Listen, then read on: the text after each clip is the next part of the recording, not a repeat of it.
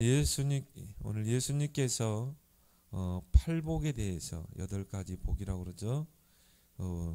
팔복에 대해서 말씀을 하셨습니다. 그래서 우리는 유대인들이 보는 그 복의 개념, 또 전도자가 보는 복의 개념은 전혀 달라야 돼요. 그리고 또 불신자들이 보는 복의 개념, 불신자는 철저하게 창세기 3장, 6장, 11장 안에서 복을 해석하잖아요. 다 육신적인 복이죠. 결국 뭡니까? 내가 성공하고 잘되고 출세하고 무엇을 먹을까 마실까 입을까, 그거죠. 돈, 명예, 부, 그거 아닙니까? 근데 우리는 138 안에서 138 언약 안에서 우리는 이 복을 볼 수 있어야 된다는 거죠. 그래서 전도자가 누릴 팔복입니다.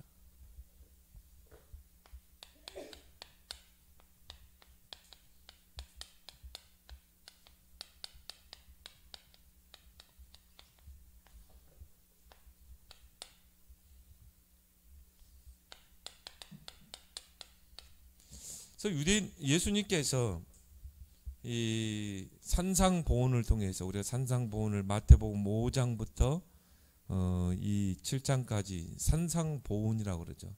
이 산에서 제자 많은 무리들에게 또 제자들에게 이 교훈하셨다는 말씀입니다. 근데 이 5장부터 7장까지 예수님이 이 하신 말씀을 쭉 보면요, 유대인들이 생각하는 그 생각을 다 바꿨어요. 유대인들이 생각하는 신앙을 완전히 반대되는 걸 이야기했어요. 그렇죠? 첫 번째는 뭘 말했습니까?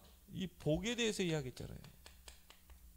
유대인들이 생각하는, 바리새인들이 생각하는, 또 종교 지도자들이 생각하는 이 복의 개념을 다 바꿨거든요. 그리고 율법에 대한 개념, 유대인들은 율법을 절대적인 것으로 여겼거든요. 그래서 율법을 행함으로 의롭다함을 받고 율법을 지킴으로 구원을 받는다, 이렇게 생각했어요. 그리고 이 율법을 가졌다는 것에 대한 굉장한 자부심을 가지고 있었어요. 근데 예수님은 또 성경에는 율법을 통해 구원받으려고 하는 자는 저주 아래 있느니라 그랬거든요. 그래서 이 율법은 뭡니까? 결국은 눈은 눈으로, 이는 이로 그러거든요. 저 사람이 내게 해를 끼치면 나는 5배의 보복을 가려야 돼요. 그게 율법이거든요. 그런데 예수님 뭐라고 그랬어요? 왼뺨을 때리면은 오른뺨까지 때리라.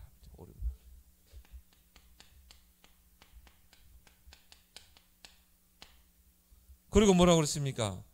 원수가 속옷을 달라고 그러면 겉옷까지 주라. 원수가 오리를 동행하자고 그러면 십리를 동행해라. 전혀 다른 이야기를 했어요. 율법은 저 사람이 행한 대로 내가 그대로 행하는 것입니다. 그리고 법대로 해야 돼요. 모든 것을 법대로. 그렇지만 복음은 그게 아니잖아요. 예수님이 뭐라고 그랬어요? 원수를 네 몸까지 사랑하라고 그랬잖아요.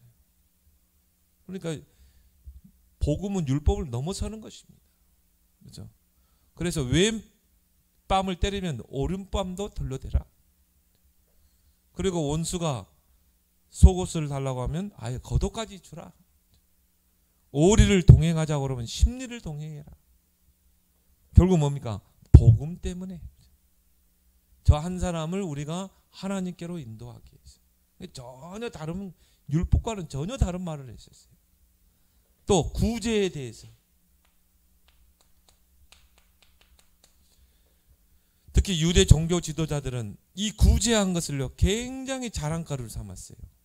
그래서 내가 이렇게 가난한 사람을 구제한 걸요 가지고 이 백성들 앞에서 간증도 하고, 그러면 이제 백성들은 존경하잖아요. 우리 옛날에 기도원에 가면은 막 그런 간증하는 뭐 막 부풀리고 사람도 자기도 모르게 부풀리게 돼 있어요. 그렇죠? 그래서 자기가 한 그 구제를 드러냈거든요. 근데 예수님 뭐라고 하세요? 외식하지 말라고 그랬거든요. 그러면서 오른손이 한 것을 왼손이 모르게 하라고 그랬잖아요. 네가 정말 구제를 하려면 은밀하게 하라. 드러내고 하지 말고. 내가 드러내고 구제를 하게 되면 이미 그 사람이 받기 때문에 이미 상급을 이미 받은 거예요. 뭐 하늘의 상급은 필요가 없는 것이죠. 하나님 줄 필요가 없죠. 근데 은밀하게 여러분이 어려움 당하는 사람, 은밀하게 여러분이 구제하게 되면 누가 보고 계세요? 다른 사람을 보지만 하나님은 보고 계신다. 여러분이 복음 때문에요 정말 어려움 당하는 그런 사람을 여러분 도왔다. 하나님이 그걸 보고 계시잖아요. 그래서 하늘의 상급을 주시는 것입니다. 여러분 구제할 때는 은밀하게 하라. 유대인은 드러내놓고 했거든요. 그리고 그걸 자랑거리로 삼았는데 또 기도에 대해서도 완전히 유대인들의 그 기도에 대한 생각을 완전히 바꿨어요. 유대인들은 뭡니까? 보여주는 기도를 했거든요. 그래서 이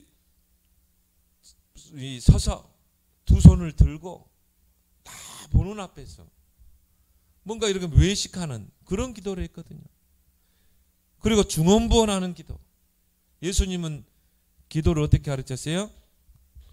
네가 정말 기도하려면 골방에 들어가라. 골방에 들어가서 문을 닫고 은밀한 중에 계시는 하나님께 구하라. 저 사람은 정말 기도하지 않는 것 같은데 야, 왜 이렇게 응답받지? 이 사람은 골방 기도의 비밀이 있어요.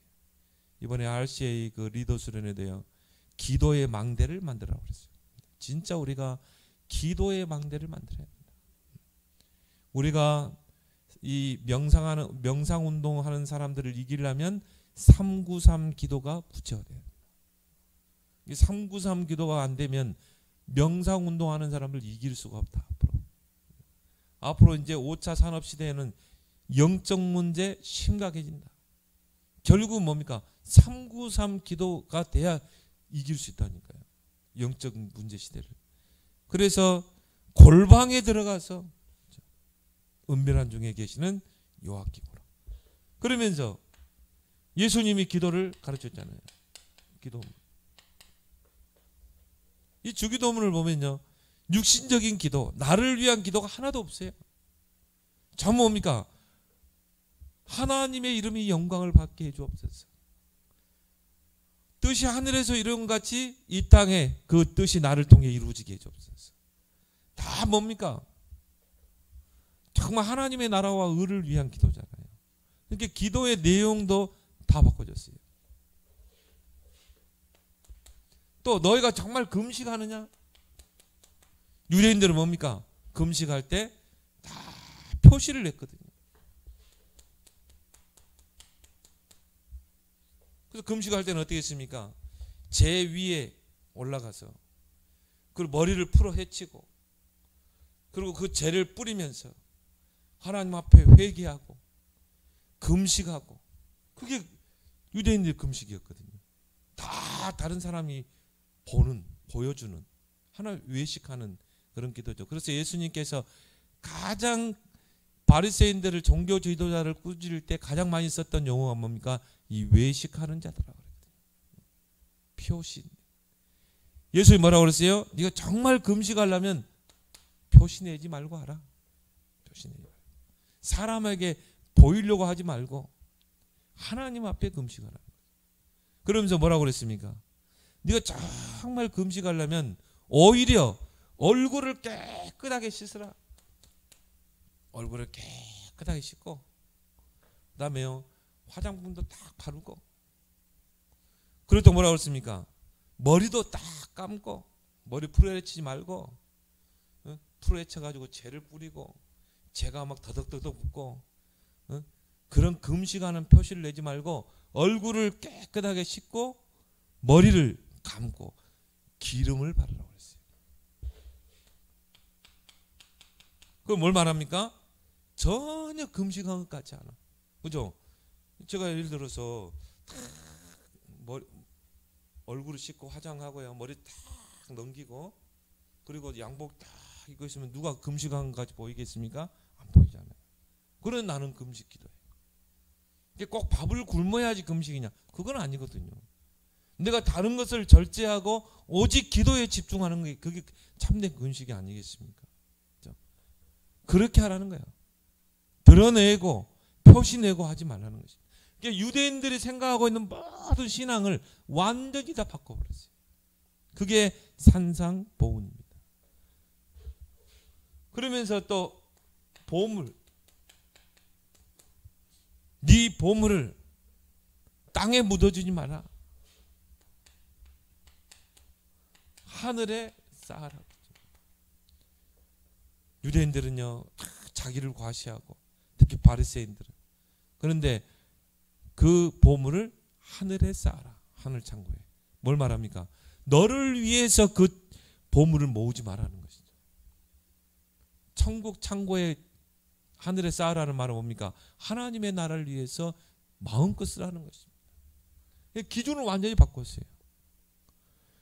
여러분이 정말 하나님 주신 것 가지고 복음을 위해서, 전도 선교를 위해서, 또 정말 렘넌트 키우는 것을 위해서 하나님 앞에 아낌없게 드리기 바랍니다. 그렇죠? 그러니까 물질관까지도 다 바꿔줬어요. 유대인들이 생각하는 물질관까지도. 기도의 내용도. 그게 마태복음 6장 아닙니까? 무엇을 먹을까? 무엇을 마실까? 무엇을 입을까? 그런 기도하지 말라는 것이죠. 심지어 뭐라고 말했습니까? 이건 다 이방인들이 하는 기도다. 그리고 너희에게 하나님이 있어야 될 것을 다 아신다고 그랬어요. 우리가 기도하기 전에 우리에게 뭐가 필요하고 무슨 문제, 어려움이 있는가 하나님이 다 알고 계신다. 그건 다 이방인들이 하는 기도다. 그러면서 너희 천부께서 다 알고 계신다. 그리고 뭐라고 했습니까? 너희는 먼저 그의 나라와 그의 의를 구하라. 의식주를 놓고 기도합니다. 왜? 다 알고 계시기 때문에. 하나님은 우리가 뭐가 필요하고 내게 어려움이 뭔지 다 알고 있다. 그래서 그런 것들, 그런 기도는 이방인들이 하는 거니까 너희는 먼저 그 나라와 그를 구하라. 그러면 이 모든 것을 너희에게 하시라. 그러나 기도의 내용까지 다 바꿨다는 거예요. 유대인들이 생각하는 그 기도 내용 싹 바꿔준 것입니다. 또 유대인들은요 이 율법을 가지고 얼마나 많은 사람들을 비판하고 판단하는지 몰라요. 그러니까 나는 율법을 이렇게 지키고 있어. 근데 저 사람은 율법을 안 지켜. 그러면요 내가 저 사람을 정죄하는 거예요. 우리도 모르게 이런 것들이 있거든요. 우리 안에 우리도 모르게 율법이 있거든요. 나는 신앙생활을 잘하는 것 같은데 저 성도는 신앙생활을 잘 안 해. 우리도 모르게 막 판단하고 정죄하고. 너의 그 비판하는 것으로 네가 남을 판단하는 것으로 네가 판단을 받을 것이고, 남의 눈 속에 이 티를 보기 전에 네 눈 속에 들보를 먼저 봐야 된다. 들보를 먼저 빼내야 된다.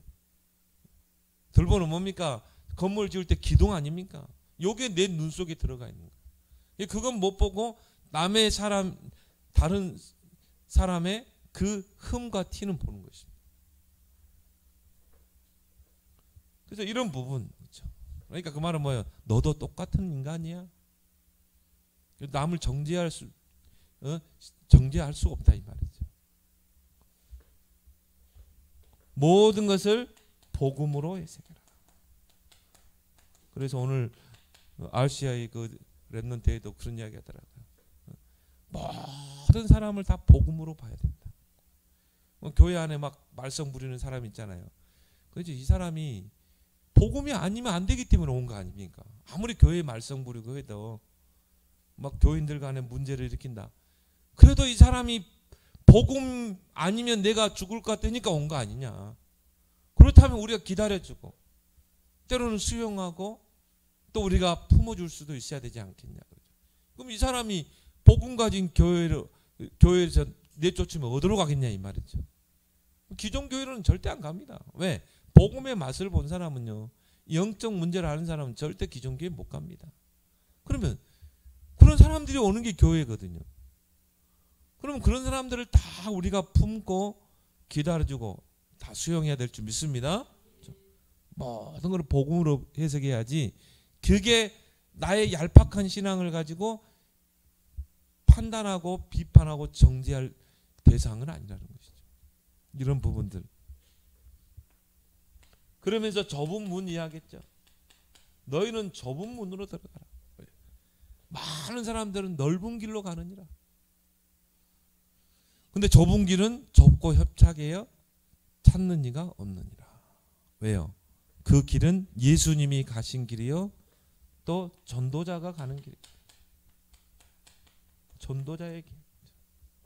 그래서 완전히 유대인들이 생각하고 있는 그런 생각들, 유대인들이 생각하는 신앙을 완전히 바꿔준 것입니다. 그러면서 오늘 이 팔복에 대해서 말씀하신 것입니다. 첫 번째, 유대인들이 뭔가 다른 것, 복음 아닌 다른 것, 틀린 것, 그런 것들을 완전히 이제 이 집중을 통해 바꿔준 게 오늘 이 산상보훈, 특히 팔복인 것입니다. 심령이 가난한 자, 심령이 가난한 자는 복이 있나니 그랬거든요. 뭘 말합니까? 우리 마음이 가난해야 돼요. 우리도 모르게요, 뭔가 우리 마음이 막 복잡하거든요. 정말 우리 복음 가진 우리 마음은 단순해야 될 줄 믿습니다. 그래서 초대교회는요, 오직 3오직 아닙니까? 138 이것 가지고 교회가 시작됐다니까요. 그러니까 신앙생활 잘하는 사람은요, 단순해야 돼요. 너무 복잡해가지고는 안 돼요. 그래서 오직 그리스도 끝났다. 오직 하나님 나라 위에 사는 것이다. 방법도 오직 성령. 그 세 가지 속에 다 끝내야 된다 이 말이죠. 그래서 신앙생활은 단순해야 돼요. 문제를 만났다. 문제 아니다. 내가 이 짊어지고 갈 문제 아니다. 이 속에는 반드시 답이 있는 거야. 신앙이 단순해야지 심령이 복잡해지면 안 돼요. 그래서 이 심령이 복잡해 가지고는 전도자의 삶을 지속할 수가 없습니다. 그래서 우리는 오직 138로 시작하고, 예수님께서 마태복음 4장 19절 20절 나를 따라오너라. 내가 너로 사람을 낚는 어부가 되리라. 베드로에게 했죠. 근데요, 베드로가 여기서요, 마음이 막 복잡했다면 따라가겠어요? 못 따라가죠. 주님이 부르실 때는요, 내 생각을 다 내려놔야 돼요. 야, 내가 이거 어부고 고기 잡아서 처자식 먹이 살리는데, 내 업이 이 고기 잡는 건데, 이걸 버리고 주님을 따라가면 우리 처자식은 어떻게 할까? 누가 먹여 살릴까? 이런 여러 가지 걱정해가지고는요, 절대 주님을 따라갈 수가 없습니다. 근데 우리도 모르게 막 이런 것들이요, 지금까지 우리에게 뭔가 틀린 것들, 각인 뿌리 내린 것들, 이 복음 아닌 것들이 우리 안에 탁 들어가가지고는요, 이 뭔가 생각이 복잡하고 결단하지 못하고. 그래서 베드로가 어떻게 했어요? 그물을 버려두고 예수를 따릅니다. 이게 제자인 줄 믿습니다. 제자의 길은 단순해야 돼요. 주님이 오라 그러면요, 탁 버려두고 가는 것입니다. 하나님이 책임지는 거죠. 두 번째 복이 뭐라고 했습니까? 그래서 심령이 가난한 자는 복이 나니 천국이 그들 것이며. 여러분이 진짜요, 모든 주변의 염려 근심 다 주님께 맡기고, 나는 오직 138 언약 붙잡고 나는 전도자로 살 것이다. 그러면 천국이 그들의 것입니다. 여러분 안에 심령 천국 임할 줄 믿습니다. 천국은 뭐 슬픔, 근심, 걱정 그게 아니잖아요. 천국은 한마디로 기쁨이죠. 즐거움이 그게 천국 아닙니까? 애통하는 자는 복이 있나니. 그들이 위로를 받을 것이요. 그렇죠. 정말 여러분이 현장을 보면서 애통하는 마음이 있어야 돼요. 이게 전도의 시작입니다. 저는 우리 전도학교에 오시는 그 최은선 목사를 보면서요. 야, 정말 이 친구는 정말 현장을 향한 그 가슴이구나. 그렇게 미션홈에서 그런 사람 같이 산다는 건 쉽지 않습니다. 그래서 이번에 그 경희대학교 한의학과 수능을 2번 쳤는데요. 이 2개 틀리고, 처음에는 2개 틀리고 다 맞고, 2번째는 3개 틀리고 다 맞았어요. 근데 뭐 영적 문제 심각한 친구예요.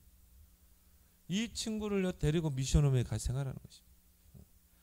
그러니까 이제 전도학교 어머니 막 이게 막 갈급하니까 막 최현수가 그리스도 이야기하면 아멘, 아멘, 아멘 그러더라고요. 또 그것 때문에 또 이제 또 총무인 저한테 전화 오는 분이 있어요. 그 전도학교 때 그 아멘 소리 크게 하니까 거슬리대요. 야, 내가 그런 얘기 했거든요. 목사님, 아니 이 사람이 얼마나 갈급하면 그러겠어요.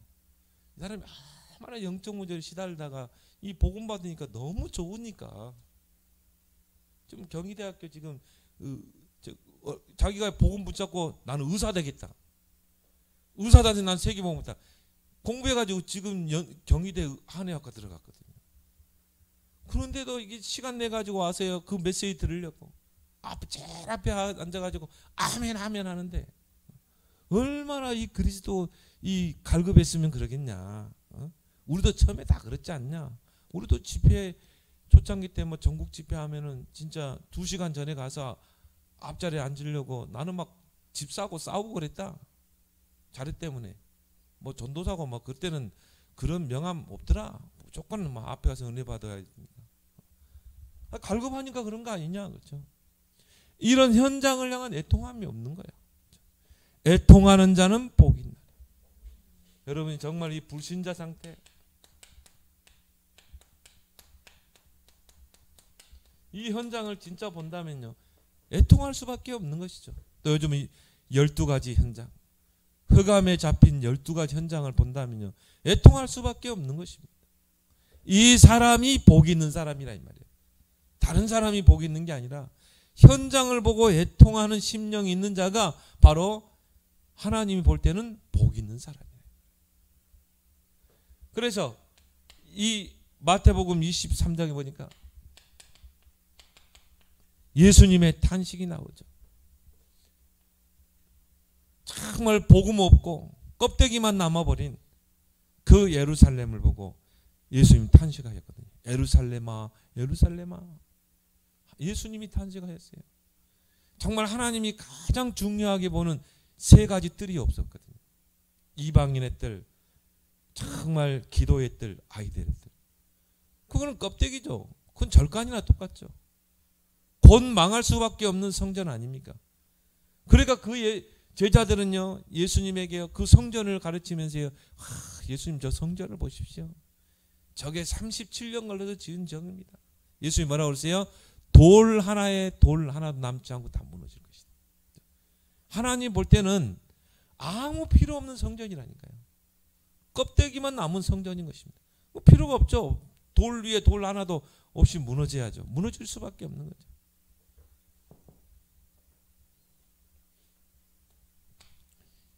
마태복음 9장에 보면은 36절 38절에 보니까 예수님이요, 가는 곳마다 무리들이 막 따라왔어요. 병든 자도 따라오고 갈급한 심령도 따라오고. 예수님이 그 무리를 보시고 뭐라고 했어요? 무리를 보시고 불쌍히 여기시네. 목자 없는 양과 같이 유리방황함이라. 정말 복음으로 답을 주고 양육하고 세울 수 있는 목자가 없는 것입니다. 그러니까 그 무리들이 예수님을 계속 따라다니는 것입니다. 이런 여러분이 애통한 심령을 회복하길 바랍니다. 하나님 보실 때는 심령이 가난한 자가 복이다. 정말 오직 138로 신앙이 단순한 자. 하나님이 보실 때 진짜 복받을 사람은요, 애통하는 자가 복이다. 그 사람이 위로를 받을 것이요. 또 온유한 자가 복이 있나니 그들이 땅을 기업으로 받을 것이요. 온유하다는 말은 뭡니까? 언어에 보면 길들여진 자죠. 그 말은 뭐죠? 흐름을 따라가는 자. 이 사람이 복이 있는 거예요. 흐름을 따라가면 내 생각, 내 고집이 없습니다. 그래서 우리는 오직 말씀의 흐름을 따라가는 자, 기도의 흐름을 따라가는 자, 전도의 흐름을 따라가는 자 되어 믿습니다.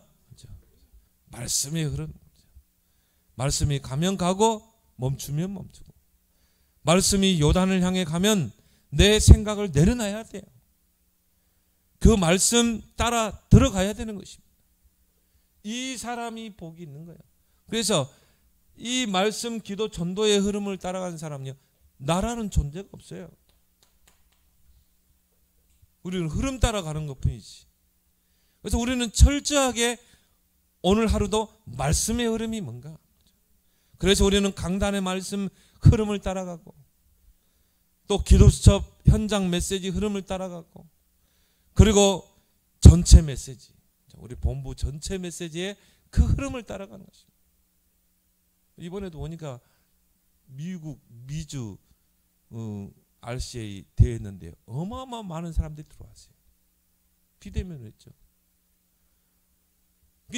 전 세계 제자들이 비대면으로 통해서 국경을 초월해 다 들어온 것입니다.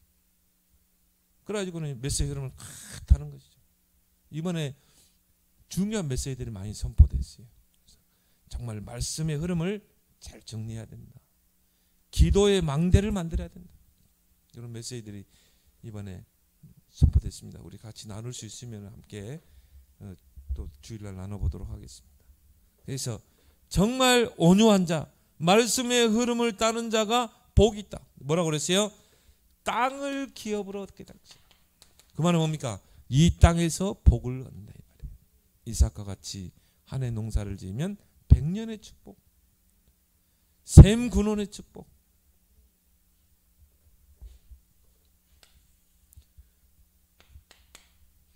네 번째 복이 뭡니까? 의에 줄이고 목마른 자는 복이 있나니. 여러분이 다른 것에 이 줄이고 목마르면 안 돼요. 의에 줄이고 목마른 자. 그건 뭘 말합니까? 오직 복음에 목마른 자. 이 사람이 복이 있는 줄 믿습니다. 그래서 여러분이 늘 복음 있는 자리에, 복음 듣는 자리에 있어야 돼요. 여러분 일주일만 복음 안 들으면요, 창세기 3장으로 가게 되어 있습니다. 그래서 우리는 항상 의에 줄이고 목마른 자가 돼요. 이 사람이 진짜 복이 있는 자다. 왜? 여러분이요, 이 복음 속에 계속 들어가야 각인 뿌리 체질이 바뀌어요. 순간순간 영적 문제로 들어갑니다. 그죠? 네? 최현석 목사님 교회 두 청년이 막 싸웠대요. 대판 싸웠는가 봐. 근데 이제 보니까는 이 친구가 맞은 거예요. 오른쪽에 있는 친구. 이 친구는 엄마 뱃속에서부터 복음을 듣고 자란 청년이고, 이 친구는 예수 믿기 얼마 안 되고 다락방하고 있는 친구. 근데 이 친구를 때리면서 영적 문제 많은 것 같다고 그러면서. 그러니까 뭐냐면은 이 모태 신앙에서부터 복음을 들었는데도 이 완전 그리스도가 답이 안 나는 거죠. 그러니까 우리도 모르게 영적 문제에 빠져드는 것입니다. 그 영적 문제에 걸려드는 것입니다. 그래서 우리는 순간순간 복음 속에 들어가야 됩니다. 그래서 세 대상자, 갈급한 자, 충성된 자, 사명자. 우리가 왜 사람들과 관계를 맺습니까? 내 주위에 내가 알고 있는 그 관계 대상자 중에 갈급한 자, 충성된 자, 사명자가 있어요. 이 사람은 오직 복음에만 반응합니다. 정말 복음에만 갈구한 사람이에요. 이 사람이 제자예요. 그래서 우리는 왜 내 주변에 있는 사람과 모든 좋은 관계를 맺습니까? 정말 복음에 반응하는 자를 찾기 위해서. 사도행전 16장에 루디아, 그렇죠? 나를 주 믿는 자라고 그러든 내 집에 들어와 유하라. 사도행전 17장에 야손이 바울을 보호하잖아요. 야손이 자기 집에 바울을 들여서 보호하잖아요. 충성된 자, 사명자, 브리스길라 부부, 저들은 나를 위하여 목이라도 내놨느니라. 요 대상자가 내 주위에 있기 때문에 우리는 그물을 준비하는 것입니다. 관계 도표를 그려요. 이 사람이 복이 있다니까요. 정말 내 주위에 복음만 딱 전하면 반응할 자, 루디아 같은 의에 줄이고 목마른 자, 이 사람을 찾는 게 바로 관계 전도다. 그래서 그걸 예수님께서 마태복음 13장 1절에서 58절에 비유로 설명했잖아요. 이 사람을 찾으라는 것입니다. 정말 의에 줄이고 목마른 이 대상자를 찾으라. 옥토와 같이 이 복음의 씨가 떨어지면 100배로 결실맺지. 이런 대상자가 내 주위의 길가밭 속에 있다 이 말이에요. 그래서 우리는 좋은 관계를 맺는 것입니다. 그래서 어떻게 보면요, 영적 문제 많은 사람, 의에 줄이고 목마르기 때문에, 뭔가 복음이 없기 때문에, 복음이 없으면 사람은 갈증 나게 있는 것입니다. 다른 것에 집착할 수밖에 없는 거예요. 왜 도박에 집착합니까? 뭔가 내게 채워지지 않거든요. 우리가 그걸 영적인 눈으로 봐야 되겠죠. 그래서 그 부분을 우리가 기도해야 되겠죠. 정말 수고하고 무거운 짐진 인생이 하나님께로 돌아오도록. 나를 믿는 자는 그 배에 생수의 강이 흘러 넘치라고 했잖아요. 예수 그리스도 안에는 그 생수의 강이 흘러 넘치는데 그 예수 밖에 있으니까 갈증이 올 수밖에 없죠. 그러니까 아무거나 막 집어 삼키잖아요. 우리가 이런 걸 보고 관계를 맺고 기도해야 됩니다. 긍휼히 여기는 자는 복이 있나니. 7절에 그들이 긍휼히 여김을 받을 것이며. 정말 긍휼히 여기는 사람, 결국 뭡니까? 불쌍히 여기는 사람이죠. 여러분 주변에 정말 영적으로 시달린 사람, 우리가 불쌍히 여기는 사람, 결국 공감합니다. 공감이라는 건 뭡니까? 그 사람을 이해해주고 그 사람을 수용하고 그리고 정말 기다려주는 것, 이게 공감 아니겠습니까? 그래서 이 바리새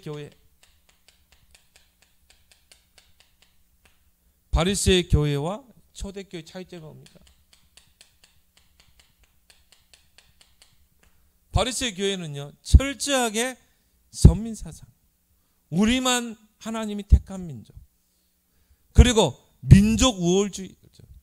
이방인들은 하나님께 버림받은 민족, 그리고 메시아도 우리 유대인만의 메시아, 틀린 메시아가, 그러니까 하나님 앞에 예수님이 책망받을 수밖에 없는 거죠. 이런 교회를 하나님 쓸 수가 없어요. 초대교회는 뭡니까? 오직 138로 시작한 교회 아닙니다.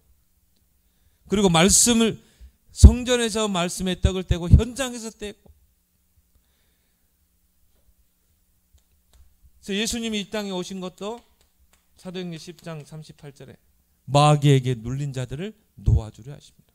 내 주위에 정말 마귀에게 시달린 사람, 이런 사람을 여러분이 긍휼히 여기고 함께 공감해 주는 것, 이게 전도의 시작인 줄 믿습니다. 히브리서 2장 14절 15절에요. 죽기를 무서함으로 마귀에게 묶여서 종노하는 자라. 나는요, 야, 정말 그 미션홈 이렇게 한다는 건 쉽지 않습니다. 뭐 최현성 목사 말 들으면 막 집에 진동한다고 그러죠, 냄새가. 그런 정말 이 긍휼히 여기는 마음이 없으면요, 그렇게 못합니다. 마귀에 잡힌 거 아니겠습니까? 여러분들이 정말 미션홈의 그런 응답을 한번 받아보세요. 그래서 이 청소년들 중에요, 특히 여학생들, 그런 애들, 이 방황하는 애들이요, 딱 미션홈에 모아가지고 같이 합숙하면서, 그러면서 정말 기도해주고 상담해주고 학업을 도와주고, 그렇게 해서 그 교회를 크게 세운 분이 있어요. 정선자 그 선교 목사님이죠. 또 돌아가셨지만 저기 그 어딥니까, 드로아 교회 그 목사님들 아예 집이 미션홈이야. 그래가지고 여학생들 막 그런 비행 여학생들 그런 아이들을 받아주고 같이 합숙하면서, 그러면서 복음으로 치유하고, 여러분 한 100평 정도 딱 얻을 수 있도록 기도하길 바랍니다. 그래서 그들을 같이 이 합숙하면서 미션홈 하면서 치유하고 답을 주고, 우리 지은경 목사님 복지 딱 따면요, 그런 복지, 청소년 복지, 그런 학생들을 정말 상담해주고 치유해주고 품어주고, 미션홈은 같이 동거하는 겁니다. 그럼 많은 사람들이 이 공감 속에서 마음의 문을 여는 것입니다. 이게 상담 용어잖아요. 공감. 그 말은 라포를 형성한다는 것이죠. 라포. 그 사람의 눈높이에서 그 사람을 보고, 그 학생을 보고 인정을 해주고 공감해 주는 거예요.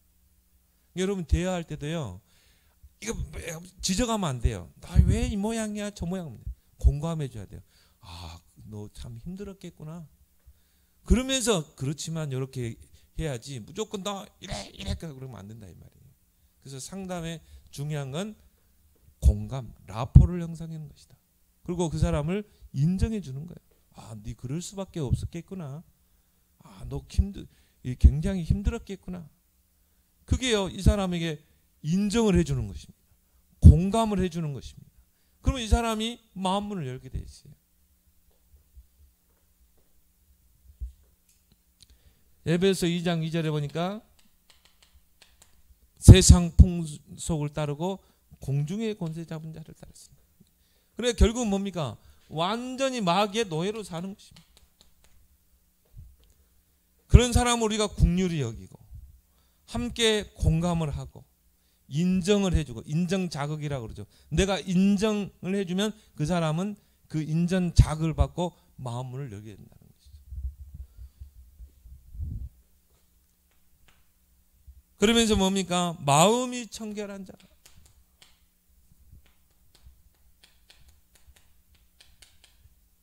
마음이 청결한 자는 복이 있나니 그들이 하나님을 볼 것이요. 그렇죠? 결국 뭡니까? 동기. 우리의 동기를 바르게 해야 된다. 왜 하나님께서 역사하지 않습니까? 잘못된 동기.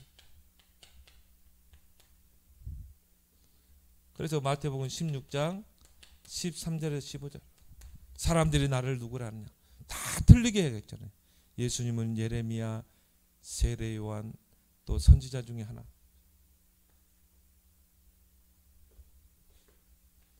왜 하나님께 초대교회를 쓰셨습니까? 초대교회는 올바른 동기를 가지고 시작했던 교회다. 오직 138. 그래서 마음이 청결한 자가 되어야 된다. 그 사람은 하나님을 볼 것이요. 그 말은 뭡니까? 하나님과 늘 동행하는 사람. 하나님이 함께 하시는 위드 임마누엘 온니스의 축복을 누리는 자. 하나님 그 마음이 청결한 자를 통해서 일하시는 것입니다. 그 말은 동기가 깨끗한 사람, 동기가 바른 사람. 그래서 여러분들은 오직 복음을 위해서 나는 정말 전도하고 제자를 키울 것이다. 렘넌트를 키울 것이다. 그것 때문에 내가 정말 돈도 벌고. 일곱 번째, 화평하게 하는 자는 복이 있나니.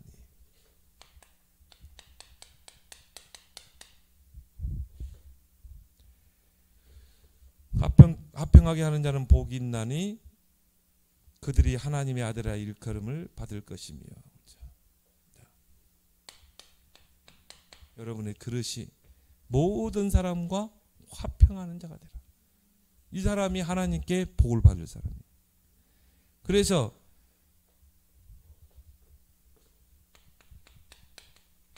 고린도후서 5장 18절 19절.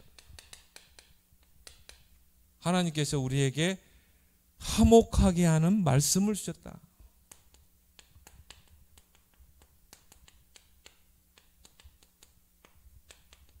그거 뭡니까? 복음을 주셨어요. 복음은 어떤 사람과도 다 화목할 수 있는 것이다. 복음은 어떤 사람과도 다 화평케 할 수 있는 것이다. 또 우리에게 화목하게 하는 직책도 주셨다.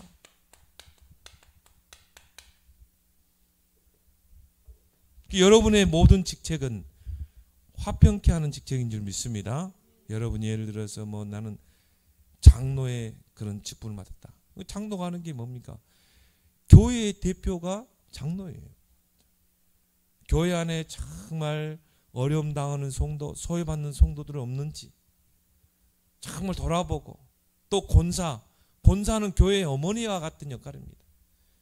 어머니가 자녀를 돌보는 것처럼 정말 교인들을 돌보고, 어려운 교인들을 찾아가서 돌보고, 기도해주고 신방해주고, 이게 권사의 직분 아닙니까? 다 화목하게 하는 직책이거든요. 우리에게 화목하게 하는 말씀을 주셨잖아요. 화목하게 하는 복음을 주셨잖아요. 그래서 복음으로 힘주고 세우고 치유하고, 내가 교사다. 그러면 정말 교사로서 내가 이 어린아이들 기도하고 또 찾아가고 상담해주고, 그 사람이 하나님 볼 때 정말 복받을 사람. 그래서 우리에게 9가지 흐름을 주신 것입니다. 이 9가지 흐름을 가지고 위아래 옆 모든 사람을 복음으로 다 화목케 하는 자. 그리고 뭡니까? 한 사람을 놓고 볼 때도 과거, 현재, 미래를 놓고 보는 것입니다. 이 사람이 지금 이런 현상이 과거에 그럴 수밖에 없는 그런 환경이 있었구나. 그걸 과거를 이해하지 못하면 이 사람을 제대로 이해하고 도와줄 수가 없는 것이죠. 그리고 한 사람을 놓고 볼 때도 높게, 또 깊게, 넓게 봐야 된다. 우리 좁게 보면요, 우리도 모르게 정죄하게 되잖아요. 그렇게 해서 9가지 흐름을 가지고 모든 사람을 보게 되면 뭡니까? 결국 복음만이 필요한 거 아닙니까? 내 상사가 나를 막 괴롭힌다. 근데 여러분이 9가지 흐름을 가지고 보면은 이해할 수밖에 없어요. 저 사람도 뭔가 스트레스를 받을 거다. 사장은 막 쪼아내지. 성과 내라고 막 쪼아내지. 그럼 위에 부장이랑 이 상사들은요, 또 밑에 사람을 쫄 수밖에 없잖아요. 왜? 위에서 성과를 당장 바라고 있으니까. 그러니까 9가지 흐름, 복음을 가지고 9가지 흐름을 가지고 보면은 이해할 수밖에 없는 것입니다. 그리고 수용할 수 있는 거죠. 근데 유목사님도 그런 이야기 하죠. 정말 나를 힘들게 하는 사람은 그건 러브콜이다. 나 좀 도와줘. 러브콜이다. 그리고 포용할 수 있는 사람. 이 사람이 여호와께 복을 받는 자. 또 우리는요, 너무 조급해요. 기다릴 수 있어야 돼요. 이 사람이 하나님께 복을 받는 사람. 마지막 하나님이 보시는 복이 뭡니까? 의를 위하여 박해를 받는 자. 우리가 복음 전하다가 또 복음 가졌다는 것 때문에 박해를 받고 있다. 그 사람이, 예수님은 복이 있다는 것입니다. 그래서 10절에 의를 위하여 박해를 받는 자는 복이 있나니 천국이 그들의 것임이라.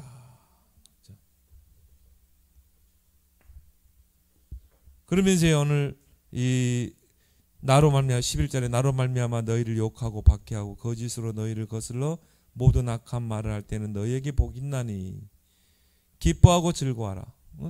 우리가 복음 때문에 욕먹고 박해를 받는데 기뻐하고 즐거워하라. 하늘에서 너희의 상이 큼이라. 너희 전에 있던 선지자 이같이 받겠네. 하늘에서 상이 큽니다. 또 땅에서도 상이 큽니다. 여러분이 복음 때문에 박해를 받았다. 하늘에서 상급, 땅에서 상급, 하나님이 복을 주실 줄 믿습니다.